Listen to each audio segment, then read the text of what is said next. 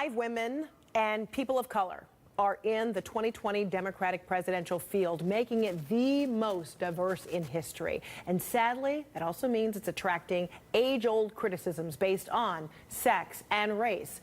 We've been discussing how the 5 women are already being held to a different standard than men, having to field comments on their appearance, how they sound, or if they are too mean.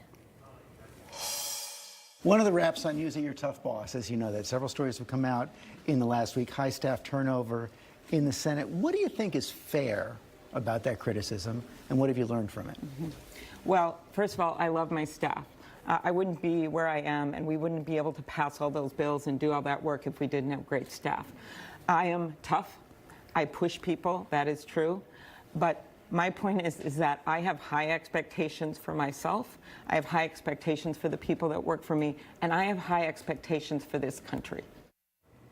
And this week, we're examining how candidates are managing questions about race. I don't have any advantage running for president as a white man, which I would have across history, right? So the way I look at it right now is I think the Democratic Party voters are going to elect the person who they think is the best leader. And they're not going to think about all these other stuff. Another meme says, Kamala Harris is not African-American. Her parents were immigrants from India and Jamaica, and she was raised in Canada, not the United States. And it said, fact. That's what the meme said. So I was born in Oakland. Yeah. and raised in the United States, except for the years that I was in high school in Montreal, Canada. And look, this is the same thing they did to Barack. Yes. This is not new to us. And so I think that we know what they're trying to do. They're trying to do what has been happening over the last 2 years, which is powerful voices trying to sow hate and division among us. Mm-hmm. And so we need to recognize when we're being played. As somebody who grew up in a very diverse background as a young boy in the projects, I didn't see color as a young boy, and I honestly don't see color now. Okay, so all very different examples with a common denominator, race. Joining me now, Cornell William Brooks, former president and CEO of the NAACP. Good to see you, Cornell. It's good to see you. All right, so let's just try and go down some of the list here. You know, what is Delaney getting at here? And does this sow a sort of anxiety among voters, that instills, some resentment? Well, I think we need to be clear about this. Any predictions about the death and demise of male or race privilege in the presidential election are premature and greatly exaggerated.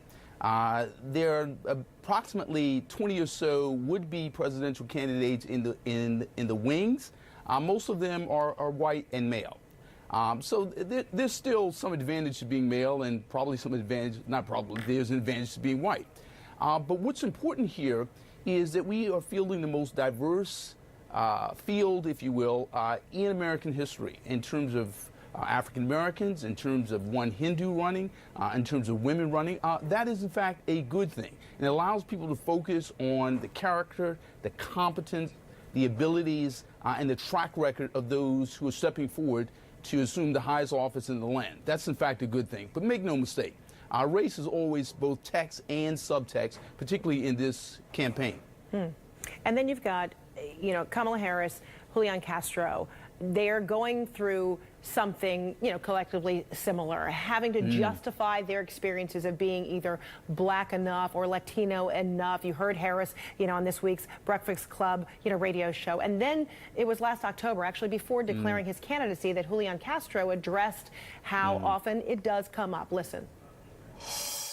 There's no one way to categorize, like, whether you're Latina or Latino, right? It's not just do you fluently speak Spanish or, or do you have brown skin?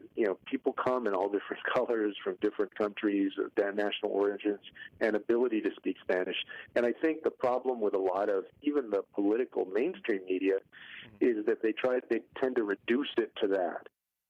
So this, this criticism, not being Latino enough, not being black enough, who is this helping? I'm not sure who is helping. I can tell you who it's hurting. It hurts Americans when we reduce race and ethnicity to 2 dimensions. The fact of the matter is people of color are as diverse as people who are white.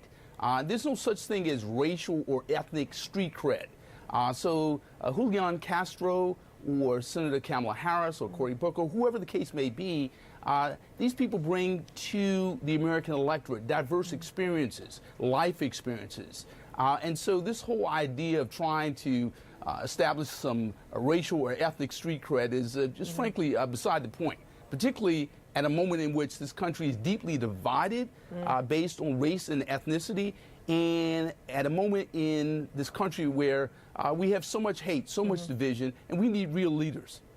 Yeah, it's troubling because it only makes the divide even that much greater because, you know, the kind of criticism that we're talking about, you know, presumes that there's only one black experience. There's only one African-American experience, one Latino, you know, experience. It doesn't necessarily offer any clarity here. It just seems an opportunity to further divide. That's right. I mean, diminish the fact that Kamala Harris is a woman with a record as a prosecutor, who's run and won statewide elective office in California, who is a senator. The fact that Cory Booker led a major American city, he's a senator, a Rhodes Scholar. Julian Castro was a member of the cabinet. These people bring real leadership skills and a real track record. And they probably welcome, if you're going to evaluate me on my character, on my track record, but, you know, the lowest common denominator here just on, you know, what you see, race? That's exactly it. And particularly in a week in which the president has declared a national state of emergency that's really an emergency declaration with respect to race and ethnicity in terms of the division between those who subscribe to xenophobia and those who have a vision of America that's inclusive. These candidates are trying to speak over that divide, over the discord to where the country needs to go. And that's what we need to focus on. Yeah, I guess it's really the easy common denominator. So, you know, Howard Schultz, and then, you know, it may not have been his intention, but what is the interpretation when somebody says, you know, I don't see color, I'm color blind? How is that received? It suggests a kind of racial naivete and a naivete with respect to American history. I'm not sure what projects that Mr. Schultz grew up in, but there is no corner of America where people don't see color in terms of our history, the challenges that we face, the division we face, but also the moral possibilities that lie before us. So to not see color is to not see the richness, the diversity, the heritage of this country. And so I think I have a sense of what he was trying to say, but to look at America fully and well and perceptively means to see all that we represent in terms of race and ethnicity and the heritage of this country. Yeah, or to even recognize or understand the experience that comes with you know, the diversity of our ethnicities.